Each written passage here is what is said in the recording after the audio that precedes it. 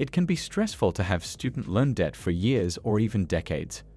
Worse, putting so much of your monthly paycheck towards student loan payments can make it hard to do things like save for retirement or buy a house, and that can make you feel like you'll never get ahead.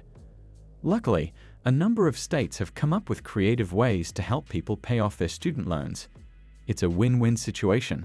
States get young workers to move to areas that are losing people, and you get help paying off your student loans. Moving to a new state might seem like a big step, but you get to experience a whole new place and maybe even have a lower cost of living or better job options, all while paying down your student loan debt. All you have to do now is decide which state to move to. States that will pay off your student loans for moving there. Most US states have state-based student loan forgiveness programs. Some states will even repay your student loan debt just for moving there. These programs attract younger, college-educated populations to stimulate the local economy. Before you pack your bags, read the eligibility requirements to ensure the program is the right fit for you. For example, some state programs have income thresholds or housing purchase requirements. But so as long as you're in it for the long haul, adventure and freedom from student loan debt await you in one of these states. Number 1. Kansas. Payment amount: up to $15,000 over 5 years. No income taxes for 5 years. Requirements: be a new resident, have a student loan balance in your name, have an associate's, bachelor's, graduate, or professional degree, have an established permanent address in a qualifying county, be sponsored by a city, county, or employer who provides matching funds. Pros of moving to Kansas: low cost of living, easy commutes, plenty of entertainment options in the cities. Cons of moving to Kansas: few job opportunities in rural areas, high taxes, extra housing costs in some areas, lack of public transportation, few local entertainment options, extreme weather. If you need a job and enjoy the quiet life, Kansas designated 95 of its 105 counties as rural opportunity zones, meaning it should be easy to find a place with a student loan repayment opportunity and miles of wide open spaces. However, your significant other may have trouble finding employment in some parts of the state, and it's possible for the additional housing fees in some areas of Kansas to eat into the income tax benefit. And with its lack of nightlife and limited entertainment options around most of the state, it could end up costing you a pretty penny in at-home entertainment options like Netflix and Hulu or vacation money. There are also some really scary tornadoes, Toto. Number 2. Maine. Payment amount: up to $25,000 over 10 years, limit of up to $2,500 per year, depending on your degree and education level. Requirements: lived in Maine during the tax year you're applying for credit, worked, including remotely and self-employed, in Maine, or were deployed for military service or employed on a vessel at sea during the tax year. Earned a bachelor's or associate's degree between 2007 and 2016 from a Maine school, earned a bachelor's or associate's degree after 2015 from any accredited school in the United States, or earned a graduate degree from a Maine school after 2015. Pros of moving to Maine: low cost of living, low unemployment rate, low crime rate, low traffic. Cons of moving to Maine: few higher-paying professional jobs, high income taxes, harsh winter weather, few commercial entertainment options.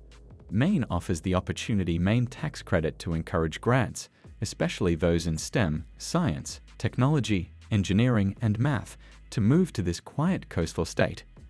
Qualifying borrowers can deduct the total amount they paid from their state tax bill, up to $2,500 per year for 10 years, depending on their degree and the education level. Plus, there are plenty of inexpensive recreational opportunities for outdoorsy types and beaches galore to let you indulge your inner sun worshipper. However, there are few opportunities for professional-level jobs in Maine, meaning you might have a tougher time putting your college degree to work, and if you have a partner, they could have trouble finding work. A modest tax credit isn't much use if you or your significant other end up underemployed. Also, high income taxes might put a dent in your benefit from this tax credit, especially if you're not used to paying state taxes. Number 3. Maryland. Payment amount up to $30,000 or 15% of the purchased home's value, whichever is less, toward your student loans. Requirements: purchase from an approved lender, remaining student loan balance of at least $1,000 up to a maximum of 15% of the sale price or $30,000, be in repayment or deferment. Household income lower than $92,500 or $154,420, depending on location and household size. Payoff amount must eliminate student debt, must take a homebuyer education class, live in the house for at least 5 years, and be a first-time buyer or qualify for an exception. Pros of moving to Maryland: good job opportunities, proximity to both big cities and small towns. Cons of moving to Maryland: high cost of living, high taxes, heavy traffic, high crime rate. For those with student loan debt looking to buy a home, Maryland offers a ton of job opportunities and plenty of living options for a small state, everything from big cities to small towns and beachfront living. And its Smart Bay 3.0 financing program, which provides student loan repayment assistance to borrowers who purchase a new home through an approved lender, lets you live in whatever part of the state you want. However, there are some drawbacks. The program has strict eligibility requirements. Borrowers must have a minimum credit score of 720 and meet income thresholds. Plus, the payoff assistance must completely eliminate the borrower's debt at the time of closing, which means your total student debt must be $30,000 or less. And with its high cost of living, including higher home prices and taxes, the generous assistance might be moot. Number 4. Michigan. Payment amount up to $15,000. Requirements: must have completed a STEAM, science, technology, engineering, arts, or math degree within the last 10 years. Open to those with associates, bachelor's, and graduate degrees. Must live and work in St. Clair or Huron counties. Must find a job or start a business within 120 days of receiving funds. Must be a new resident to either county.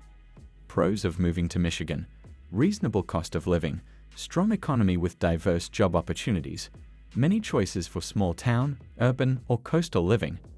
Cons of moving to Michigan: high unemployment rate, harsh, snowy winters, unpredictable weather, poor road conditions.